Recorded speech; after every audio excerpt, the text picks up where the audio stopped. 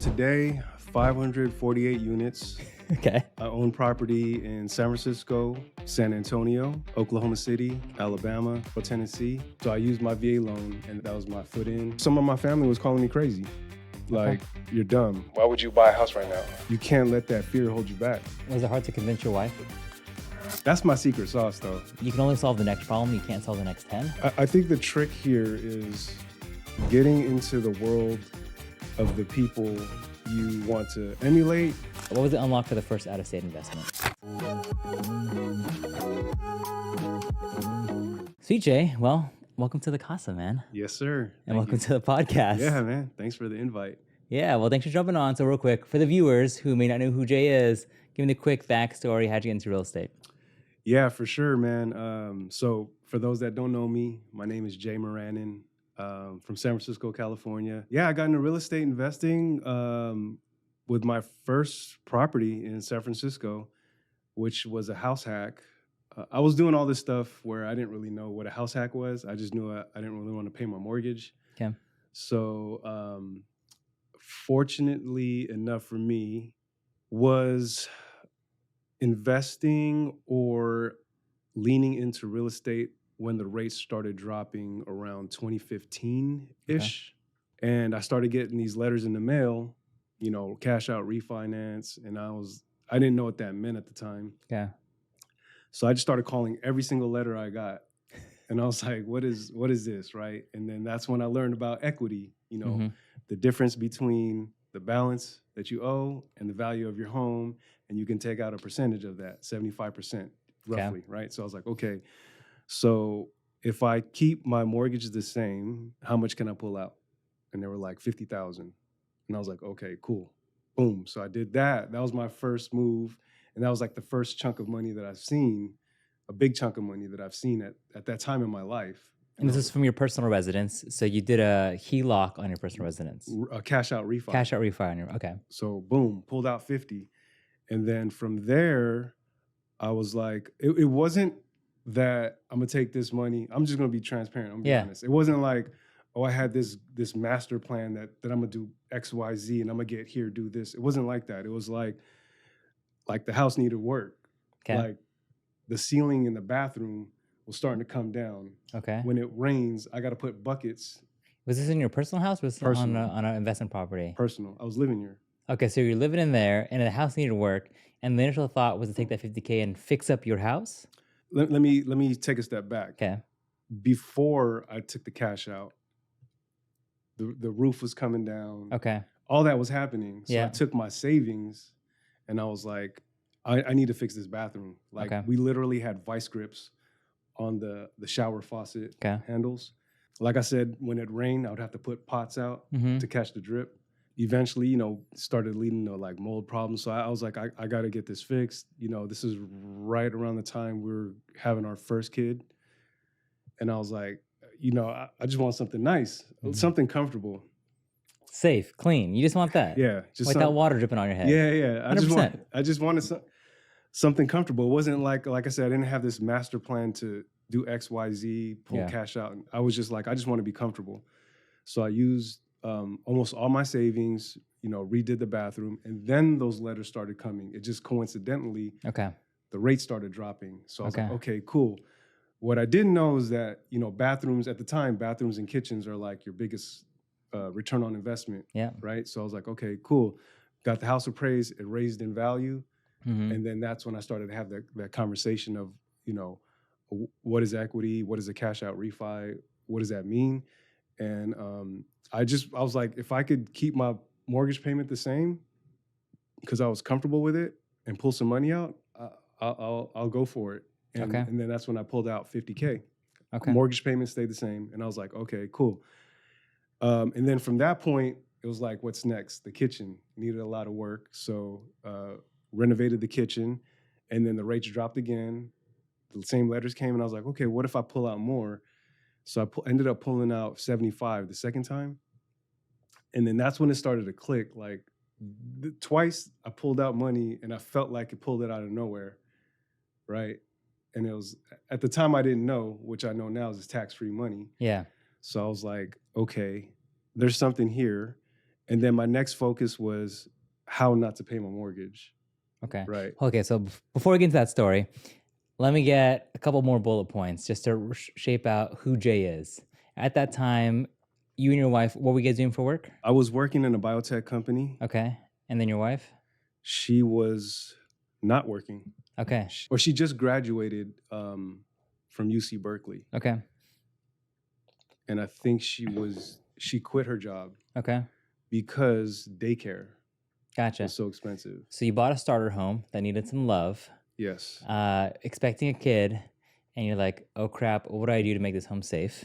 Yes. And then at that time, because you bought the house and you did some work to it, you then raised the value, and now you made more money almost in that instance of that couple years than you probably could have saved up in a couple years. 100%. 100%. And then that was the unlock. That was like, okay, there's something. That was the light bulb moment. There's something here. Okay. Now, before we get into all the nitty-gritty details, I want to get into, I want the hook. I want the end. Today, just for the tease, what's the portfolio like? What do your investments look like? Yeah, so today, 548 units. Okay. I own property in San Francisco, South San Francisco. Mm-hmm. That's where I started. Yeah. San Antonio. Okay. Oklahoma City. Okay. Alabama. All right. Decatur, Alabama. Okay. Murfreesboro, Tennessee. Okay. And Garland, Texas. Okay, so a lot of units. Now, just for the haters, okay. Yes, some are syndications, and you have either co-GP'd on some of these or LP'd or whatever it is. Give me the unit breakdown of what's actually single-family homes, duplex, 1 to 4 units, Airbnbs. Okay. And then some of the larger stuff. Yeah, so I got a 3-unit in San Francisco. Okay. Short-term rental in South San Francisco. Okay. Actually, between my wife and I, we manage 5 others. Okay. Short-term rentals. Yep.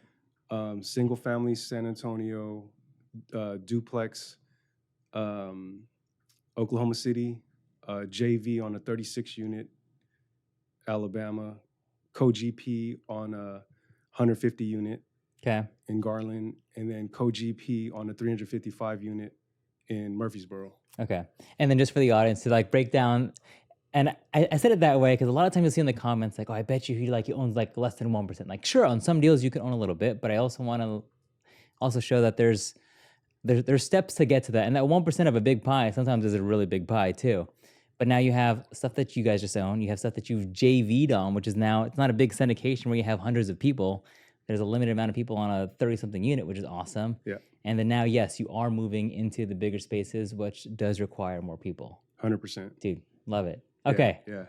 We got the where you started. We got the where you are now. Let's fill in the gaps a little bit. Let's do it. Okay. Out of all those, so you said it was house hacking? Yeah. So were you renting by the room because it was a single family house, or did you then move into the threeplex that you had in San Francisco? What was the next move? So the next move was, if you recall, I pulled out 75 on the second refi. So it's like I burned it twice. Yeah. Right. So I pulled out 75 the second time. That, along with some of my savings, Okay. or 2-story home, and I turned the bottom half into 2 studio units. Ah. And Interesting. Okay. So it was how big was the house? It was 1,100 square feet up top, but there's 2 floors. Okay. Right. And then you said I turned an 1,100 square foot house into 3 units. I'm like, that's a very small 3 units. Tiny homes. No. Okay, no, but you got 11 for your family, and up then underneath you rented out and created a studio 500 square feet. Call it a day. Yeah. Dude, awesome. Okay. Yeah. And then is your family still living there now or no? Nah, we moved. Okay. Upgraded. Love it. We moved around COVID. There's a whole story to. I mean, I'll go as deep as you want, but we ended up leaving for multiple reasons. Okay. But ultimately, it just wasn't the type of environment I wanted to raise my family in. Okay. Right. So not a good neighborhood. Yeah, it wasn't. I grew up in that neighborhood. Okay. I wouldn't change it. I wish things could have been different, but I wouldn't change it. Okay. It definitely is part of my my DNA thread. Okay. Right. I'm proud of where I came from. I'm proud for where I made it from. A lot of the people that know me and that follow me, um, they know what I made it through. Yeah. So I'm representing for those people, Okay. right? So hard childhood, hard upbringing. How does someone go from not a great neighborhood to then buying their first home? Because having that first home was your unlock. So how did you get to that first step? That first home, so it was my family's home. Love it. So I bought it off of my parents. Okay.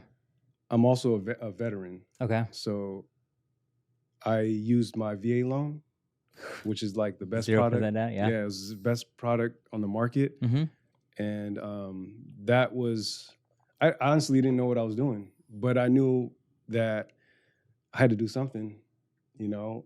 So I used my VA loan, and that was it. That was my foot in, and yeah.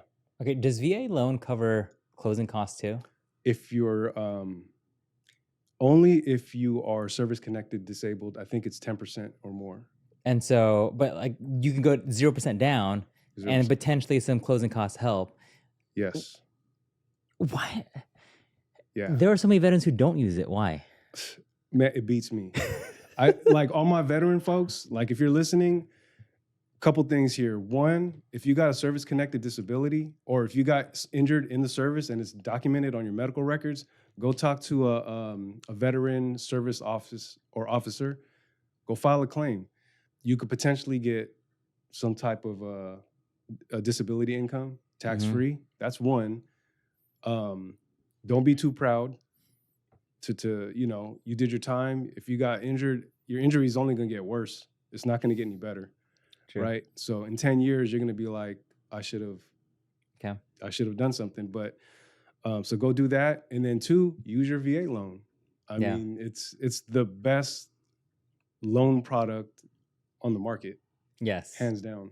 Although it was interesting because as Jay was coming, again, we've not done many episodes in my apartment here. There would be some markets where I would say, I don't know if you would want to buy a primary there, and you have to primary occupy it, right? As a VA? You have to primary occupy it. You could move out of it, which a lot of people do. You could move out of it. Or you could also buy a second home, but it has to be 50 miles away from your primary to be considered a secondary or... So it'd be a second home loan. And then what's the down payment on those, do you know? It depends. Okay. So you have a certain entitlement amount. Okay. So let's say in this area, or it could have changed. It might have changed. I know when I was doing it, the entitlement was like 970,000. Yeah. I think there's no cap now, or it's location specific. Yeah. But let's just say you have $1 million entitlement, and you buy a $500,000 house. Okay. So technically, you would have another $500,000 of entitlement. So if you went another 50 miles out, you could buy another property, essentially, right? So, okay. But consult with your UVA mortgage lender. Yeah. Hit me up if you need one. Wait, are you a mortgage lender? Nah. Okay. He's got friends. Yeah, I got friends. Love it. Then awesome. VA loan, that is probably the best benefit of serving. It would be that, like GI Bill, cool, whatever. This, I think, is way more powerful. The Disneyland discounts. What's the Disneyland discount? It's like 40% off or something like that. Oh, that's a good deal. Yeah, so Disneyland's really expensive. Yeah, that was the whole reason I joined the military, was to get the VA loan and the Disneyland discount. I love it. Okay, so we used the VA loan, got that first house. You moved a little bit now. Yeah. 2015. When did that house hack? Like, run me through the timeline. So 2015, that house, and then when did you start to scale up? And I'm sure it's kind of like an exponential effect. Yeah, it took a long time. What I just described was probably, a 2-year process, because I didn't have all the funds. Yeah. So I was like, okay, I'm gonna do the bathroom, and then I got the cash out, and I was scared. I was like, I don't know how this tax works. I'm just gonna hold on to it. So I didn't move for like that year, and then I was like, okay, I felt more comfortable, and then I started to move. So it took me a while to start moving. Yeah. I think I finished most of the house by 2017. Okay. 2018 was that year was a defining pivotal moment for my life and for myself. Okay. And that's when my mindset started to shift. That was the year my mom passed away. Mm. And when my mom passed away, I started to just kind of reflect on my own life, and my own mortality became real. Yeah. I was the only one in there with her when she transitioned. That was a very traumatic moment for me. Mm. But in that moment, what I realized was that, I was going to be there sometime. Yeah. So, what do I want to do now? How do I want to live my life? The things that I'm worried about, the things that I'm upset about, do they even really matter? Mm-hmm. And then from that point, I was like, okay, I'm tired of living, paycheck to paycheck. I'm just tired of the same thing. Wake up, go to work, come home, get the kids ready, go to sleep, wake up. The routine, the monotony. I was tired of it. And I was like, I'm going to do the things that I want to do in life. I'm going to, try my best to live up to my potential, whatever that is. And I'm going to take some risk and just do the things that I want to do. Okay. Because if I don't want to, when it's my time to check out, I don't want to look back and think about all the things that I didn't do. For sure. Right. So I was like, I don't feel comfortable living like that. So I'm just going to go for it. And then that's kind of where my mind started to shift. Yeah. And then I started to get into audiobooks, and, The Rich Dad, Poor Dad came up. Then I got through that book, and then I was like, boom. I was like, okay, that plus the 2 cash out refis, all that. And I was like, okay, there's something here. And then that's when I was like, okay, the money that I have saved up, I got to figure out how to get rid of my mortgage. And I'm just going to renovate the lower part of the house and then rent it out. That was my game plan at that point. Was it hard to convince your wife? Not really. Not really. Good. Because I've been talking to her. That's my secret sauce, though. She's very supportive. I definitely wouldn't have. I wouldn't be where I'm at now without her, for sure. Most people say who you pick as a life partner ends up being the complete unlock, because if it's gonna just be a push and shove between all of that, yeah. Like if there was no way that you can house hack, then like, all right, then that's okay. We're not gonna house hack. Yeah. And so, or I'm not gonna convert half of my house into 2 separate units. Like that is a discussion you have to be on board 100%. Together. And it's like, I don't feel, and to each their own, right? Yeah. I don't feel comfortable sharing my space, my privacy. That's cool. Yeah. But I told my wife, and we, I was like, we got to make a sacrifice, because if we don't do anything, this is it for us. If we don't do anything, we're going to be here for a while, and, she understood the game plan and was on board, Okay. from day one. So you guys house hacked. What was the next one after that? So out of state investments or no. So we, so then we renovated, right? Turned 2 units down in the bottom, and then rented those out. And then we were hacking. It was like mortgage free. I was like, I'm done, right? I was like, I'm done. Like we're not paying for mortgage. And that's kind of where I was at. For sure. But that's level 1. Yeah. Which is a really hard level to get to. Yeah, for sure. Okay. So you're like mortgage free, great. What's level 2 for you then? So level 2 was, at that time, that's when I was obsessed with like podcasts, audiobooks. I was in that educational phase. Was it during COVID? During COVID. Okay. Right. No, I'm a COVID real estate investor, so there you go. Yeah. So I was like, so was it like, so 2015, that's when I started to lean in a little bit, doing things unintentionally. 2017, 2018 is when the shift started happening. 2019, I finished the rehabs. Top of 2020 is my first tenant. Like a month or 2 later, my second tenant. Then we're house hacking. Okay. Then from that point, I set up drip campaigns, and was just watching the market. I was just like, okay, where do we want to move? started looking in those areas, just trying to get an idea of the price points, what the conditions were, the affordability. At the same time, I'm getting my finances aligned, saving up, making sure my credit's straight. Yeah. I did the second refi. I didn't mention this. The second refi, when I refinanced out of it, I refinanced into a conventional loan Okay. to free up my VA loan because I wanted to get another house. Yeah. Right. So that was the move there. Smart.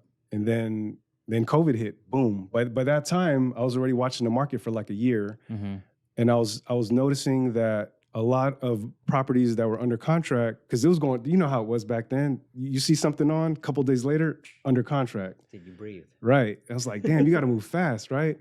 And so I was watching them, boom, boom, boom, under contract.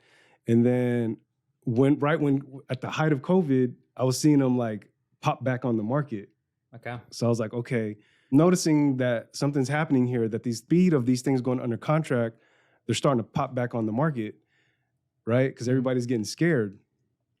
And then I kept thinking of Warren Buffett's quote, when everybody's greedy, be fearful. When everybody's fearful, be greedy. Yeah. So I was like, okay, everybody's scared. Yeah. This is it. I was like, this is my window, right? This is my window. So now I'm going in. And I was working with my realtor at the time, Jenny. Shout out to Jenny in Zen Coast. I was like, I want to find something off market in this area and this price point with enough square footage to build an ADU. That was kind of like my criteria. 3-2 in a good, you know, how they say, find like the worst house in a good neighborhood. That was my criteria. Found a trust sale, got it off market, boom, and then I was in. And that was gonna be a live and flip and build an ADU. That was the next play. That was the play at the time, right? So I was so stressed out because we were moving out and transitioning into the new place while getting the top unit cleaned up, on the market, screening tenants, and then getting ready to close, going through that whole process on my second property, which at the time was like the biggest expense in my life. $1 million property. Mortgage was like $5,700. And now you're not living for free. Yeah. Yeah. So I was just like, that was tough. Okay. Wait, hold on. Why did you make that move? You want to get out of the neighborhood, and that was worth it for you? So I'll tell you why. Because the people around me, the close people to me, my family, you know, like I have no like love lost for nobody. Okay. I love everybody. You know what I mean? Yeah. I want everybody to win. I ain't got no hard feelings to nobody. Okay. You know, some of my family was calling me crazy. Like, you're dumb. Why would you buy a house right now? Yeah. You can't afford a house. You'll never afford a house. Okay. So a part of me was like, you know, watch me. Yeah, I'm gonna like, love it. Yeah, you know, I'm gonna do this, right? Okay. And so how did that project turn out? Did you end up building ADU now? I'm gonna get to that. Okay. So the first house, I was like, it's for my son. Okay. And then we had a daughter. And the motivation for the second one was I want to make sure my daughter has a house. Yeah. So that was my goal, just to get one for my son and get one for my daughter. Okay. And then I got that one for my daughter. Okay. And then I was like, okay, I hit my goal. Now I gotta, what now? I gotta keep going. So that was kind of the transition and like the early beginning of where I was at. And then for that one, so I got that second house, construction. So I almost used up all my savings for the down payment. Because at the time there was a cap for the VA loan. It was $970,000. Okay. The house was over $1 million. So I had to pay the gap. Yep. So the gap ended up being like 7%. So it was like 75 grand. Okay. Plus rehab, because it was the worst house in the good neighborhood. Plumbing was gone. Some floors were missing. The furnace was out. Electrical was gone. There were smokers in the house. Like 150K rehab or what? No, I put 60. Okay. And were you the rehabber? I was going to, but I was like, what kind of contractor you got to do that for 60 in the Bay Area, man? You know, Must be a good contractor. I gotta know somebody that knows somebody that owes somebody. I get a flip in South San Francisco that I know who to go call. Nah, that's COVID prices. Yeah, no, so it was I mean, the square footage was small, it wasn't like anything crazy. The layout was cool, you know, scraped the ceilings, recessed lights, floors were pretty. There's like only let's see, 3 bedrooms, and the kitchen needed floors. Okay. So the hardwood was good everywhere else. So after we closed, construction started. I didn't have the finances for it, but I knew I needed to fix it. So I'm like, okay. Okay, so where did this money come from? Stocks. That was when, remember, stocks were going up. So did you like liquidate your 401k or? No, just regular stocks. Like you were trading stocks? I was selling my stocks, cashing out. Okay. So luckily, our contractor knew our position, knew what we were trying to do. You know, it was a family friend, and they were like, you know, just pay us in increments. It's to help you out. Yeah, and I was like, you know, forever grateful. Okay. So I was pulling my stocks. Okay. Boom, boom, boom. Whenever he asked, I just would sell. Boom. Yeah. Boom. So that's how I was getting past that. And then a week after close, our car got stolen. After close, car got stolen. Insurance paid us $8,000. We used that for the kitchen. Was the car paid off? No, it wasn't paid off. So you got to pay off the car and then also. Yeah. Man. So what we netted $8,000. Gotcha. And we used that for kitchen. And then you didn't buy another car either, huh? It was COVID, so you don't need a car. Not for a while, but yeah, we sold a car in COVID too. Yeah, we were tight. It was a stressful time, man, and yeah, and that was kind of where we settled for a little bit, and then just kind of regrouped. And that was right around the time when Jenny, my friend Jenny, was starting Zen Coast, which is a real estate community that I'm a part of and that I'm coaching with now.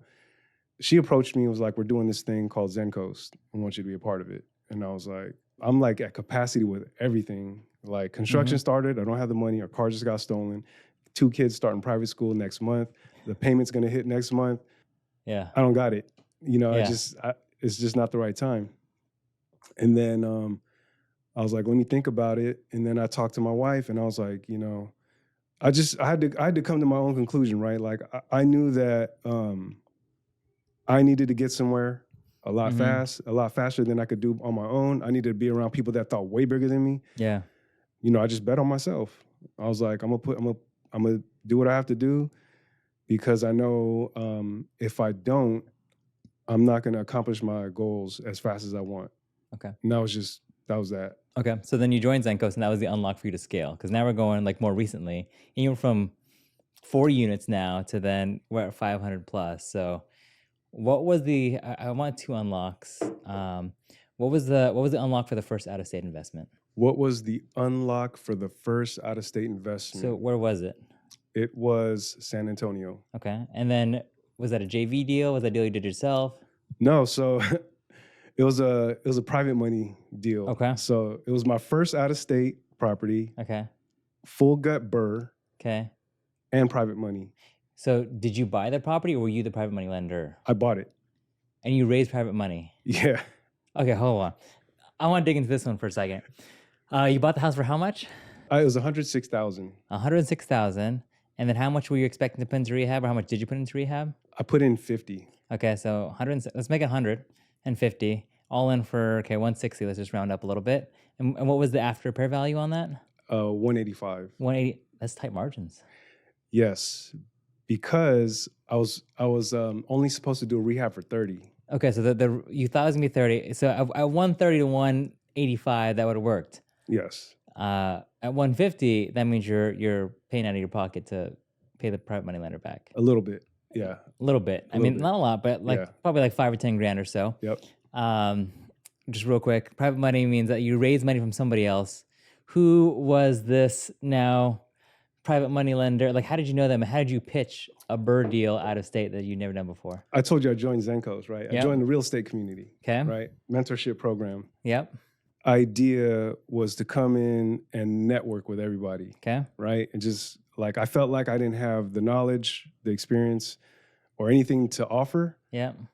But my network, or whatever I could. Yeah. Like you just want to meet as many people. Yeah. So I was very active in the community. I had the property under contract. I had the lender ready to go. And then we went to a retreat. It was a real estate mastermind retreat. And, I got to meet a lot of the community in person and then connected with a few people. Mm-hmm.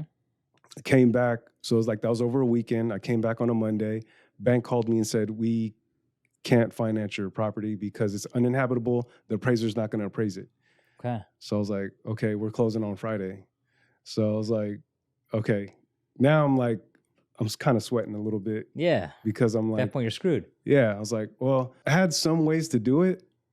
Because I had pulled a HELOC. Okay. So I was like, okay, that's my backup plan. I don't want to use it, but I have it. And I had some cash in the bank. Yeah. I could have done it. But I was like, okay, I'm gonna go hard money on it. Okay. Right. But I was like, if I'm gonna pay somebody like for a hard money loan, 10%, I'd rather just pay somebody I know. Okay. So then I reached out to the community and I was like, hey, I got this deal. Yeah. Here's the breakdown. If anybody's interested, let me know. Okay. So 5 people hit me back. I jumped on a call with one person and talked about the deal. So Tuesday I put the message out. Wednesday we got on a call. Thursday we signed the agreement. Friday she wired me the funds. Friday afternoon I sent it to escrow or title to close. Yeah. And that's how that worked out. But prior to that, I was prepping up some like private money slides. Yeah. And just kind of exercising with some folks, like, let me pitch you on a deal. Yeah. So I could work through it. Tell me what's missing here, or yeah. And I was getting good feedback. Like they're like, because my approach is like, I'm not really trying to sell you on anything. I'm sure. Here's an opportunity. Just give me feedback. This is here's the opportunity. This is what I'm seeing, and this is why I'm seeing this. Yeah. If this is a good deal for you, then let me know. We can move forward. If not, then no harm, no foul. Yeah. The same for you, right? And then what was the interest that you gave her on that one? 10%. Okay. Dang. Okay. And then I want to know now, because this is the Instagram haters and all that stuff, right? The comment warriors. How did you overcome the objection of, well, you haven't done an out-of-state deal before? Did they ask you that? So I haven't done an out-of-state deal, but I showed the data to show the comps. Mm-hmm. And worst case scenario, mm-hmm. I'm selling. Okay. And if I'm selling, I'm gonna be above break even. So you're gonna get your portion of it back out, even if I don't make anything. Because at the time, it's not yes, of course, I want to make some money. Yeah. I want to gain some equity. But if I'm using private money, my priority is to make sure that lender gets their money back. Yeah, they get paid out first. Yeah, for sure. But I also showed bank statements. So which is helpful. Yeah, so like here's transparent. Like like if you need it, I can figure it out. I can pull it together for you. I agree. I mean, that's kind of how we did our first private money deal too, for an out-of-state BRRRR in Columbus. But I've done a couple BRRRRs before that myself. Yeah. So I had a little bit of track record, but I still also pulled if worse comes to worse, here's cash that we would pay off and can use, but I just want to keep this on the bank for my reserves and or for other potential projects. Yeah. And and then if you have enough data points plus extra cash to back it up, that is the easiest way. And it wasn't like I was coming in with no experience, because by this time I had already done that 3 unit and then my second home, which I did a rehab. So I was already familiar with the process. I've had that as my track record. So I wasn't coming in inexperienced. So you've done some deals.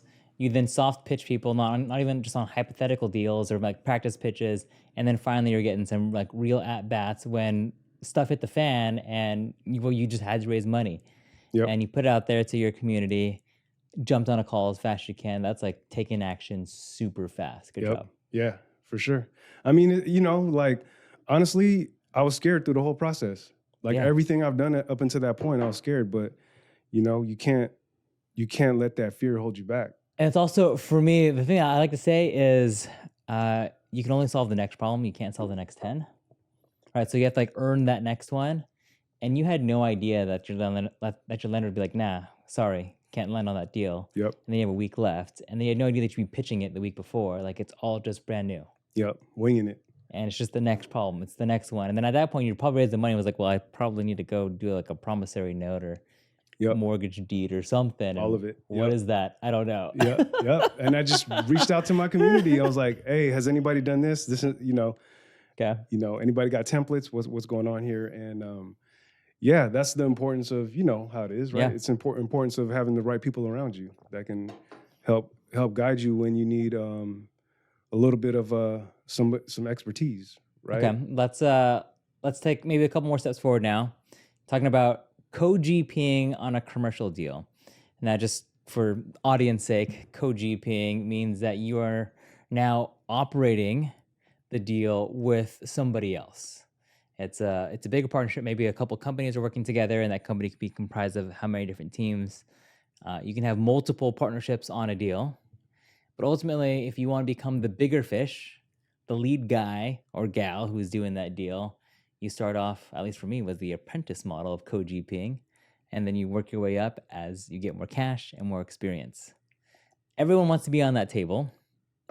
How did you get to that table? You know, networking. Okay. I think the trick here is getting into the world of the people you want to emulate or you want to be around. Yep. That's it, right? Like 100%. just get around the people you want to be. You want to be like, that you respect, not be like, but that you respect, that are doing things successfully in the space that you want to grow into, Mm-hmm. right? Because I think future, like I Mhm. think Jay in 5 years, 3 years, 10 years. Yeah. What do I need to do today to be that guy, Yeah. right? Who are my friends? Who do I need to be around? Yeah, I think one thing that I started to learn was like I had a house go vacant for 7 months, Okay. and I was like, you know, I'm covering the mortgage. Yeah. Like there were some things that I didn't anticipate going into the market, right? It was that San Antonio property. Yeah. I didn't really factor in all the new builds that were coming online. So when those were ready to be rented, of course, if you're going to pay similar amount, get a brand new product, that's where you're going. So I didn't factor that in, and I was sitting on the market, but that made me think like, okay, I have a 3-unit. One went vacant during COVID, but I'm still cash flowing because two other units are paying. Mm-hmm. So I was like, okay, the next property I'm gonna get has got to be multiple, Okay. or multifamily. So that's when I got the duplex, Yeah. and then I was like, okay, debt to income started becoming a problem because you own a couple of properties, especially in the Bay Area. It's a big mortgage payment. Yeah, it's a big mortgage payment, right? So then you could potentially, if you're not like a high enough income earner, you could potentially have issues with your debt to income, Mm-hmm. right? So that you got $1 million properties, a couple of them, and then you got a couple of other smaller properties that's used against your consumer credit, your personal credit, right? So then I was like, well, what else? How else can I invest without the impact of my DTI, Okay. commercial or DSCR, right? Okay. So I was like, okay, I need to start looking at bigger multifamily, right? Because you got a 2-unit, one goes vacant, you're 50% on the hook for the mortgage. Yeah. You got a 10-unit, it's unlikely all like 5 go vacant at the same time, and you'll be at 50% occupancy. So I was like, okay, I got to start thinking bigger, or be around people that think bigger than me. Yeah. And just kind of figure out how this multifamily syndication works. Yeah. So you found the rooms. Yeah, I found the rooms, and I got in those rooms, and honestly, there was we all have limiting beliefs. I'd be sitting at the table with some pretty successful people, and I would think like, damn, how did I get here? But then on the same breath, I'm like, it's because I'm meant to be here, right? I wouldn't have gotten invited if I wasn't, somebody of value. Yeah. So, you got to embrace that change. Yeah, embrace it, seek it out. For me, I think about this a lot too. I'm still cheap and I still hardly buy guac at Chipotle. I remember in my 20s, I would never buy guac. Yeah. Right. And that's a $3 problem. Yeah. Or I remember another time in college where I couldn't afford to buy new tires on my car, and that's a $500 problem. Right. And then now we're thinking about problems that are tens, hundreds, millions of dollars, and you want to get into a room where the problems are more and more expensive and bigger and bigger and bigger, because that means you're just adding more value. 100%. So I started to get around people I started to think like it was a transition, right? Because I felt comfortable in the small 1 to 4 unit. Okay. I knew the process. I felt comfortable. Yeah. But now it's like, if I want to scale and go bigger, it's just that whole mindset of getting out of that smaller, Okay. property type into the bigger property type. And then now not being the smartest person in the room and Yeah. being okay and being humble and getting around those people and not knowing everything. Okay. Right. So that's kind of when I got into that mentorship program, I wasn't like a, high income earner. Mm-hmm. I come from a different background than most. Okay. So that was a hard transition. And then going to like the smartest person in the room, at least I considered myself like very smart amongst my peer group. Yeah. Definitely wasn't dumb. Yeah. Going into another like peer group where I wasn't the smartest one, Mm-hmm. that was a hard transition for me and being okay with it. Then to building my reputation, to then moving into like another asset class. Okay. And then starting off at the bottom again. Yeah. And then going up from there. But, I'm hungry. Like I'm hungry for the change. So give me the specific moment where you got on the commercial deal. Like, who did you ask? What did you do to like prove that you were valuable enough to be on that team? The first one was a 36 unit. Okay.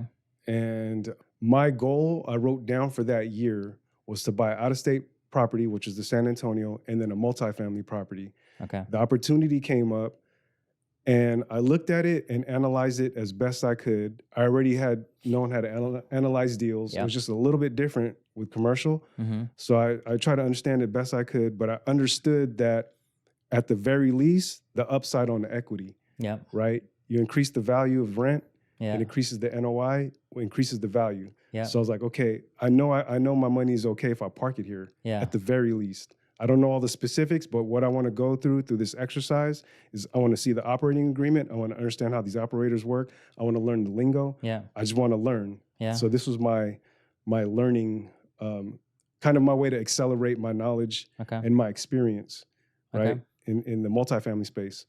So it was a deal that one of my mentors brought. Okay. In the Zen Coast community. Yeah. Boom, popped up. And then I was like, I want to take a look at it. We talked about it, looked at the numbers, and I was like, okay, this makes sense to me. And it's part of my goals. And I want to learn. I want to start focusing on the multifamily stuff. Okay. So it felt like it was a good alignment there with me. Yeah. And I pulled the trigger and I jumped in, and that was that.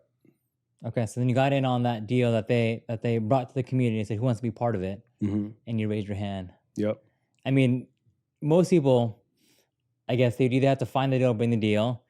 Obviously, you've paid your dues in this community and you've already proven your worth to the community itself, and you've been very, very involved. And I think that's also a key differentiator is whatever group you're involving yourself with is to actually be involved. Otherwise, what are you doing there? 100%. If you're going to stay quiet, I mean, you can't expect any type of results or, That's true. Yeah. Okay, so that's how you got on the multifamily side. The last thing I want to bring up is assisted living. Okay. Why? Why assisted living?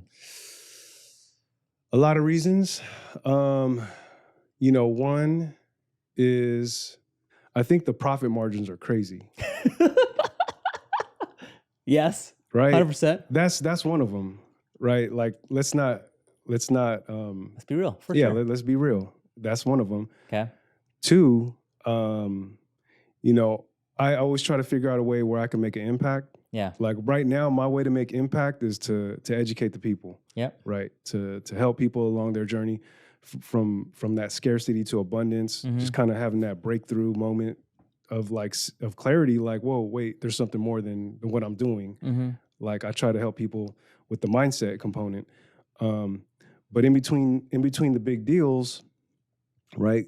Like these big multifamily syndication deals, you get an acquisition fee, the distributions, and then during the disposition or exit or refinance, then you get a little bit of equity there, right? So, but there's a waiting period. So in between then, I'm trying to figure out a way where I can, one, increase the cash flow, Yeah. and then two, make an impact. For sure. So this asset class kept popping up in several different, I'm a part of different communities. Yeah. And it kept popping up and I kept meeting people in this space. And the more I learned about it, I was like, okay, this is something that I think I could get behind. Okay. Another thing too is like we have family members in memory care. Yeah. We had family members that we lost to cancer Mm-hmm. that was going through hospice. I've had impact there too, where Mm-hmm.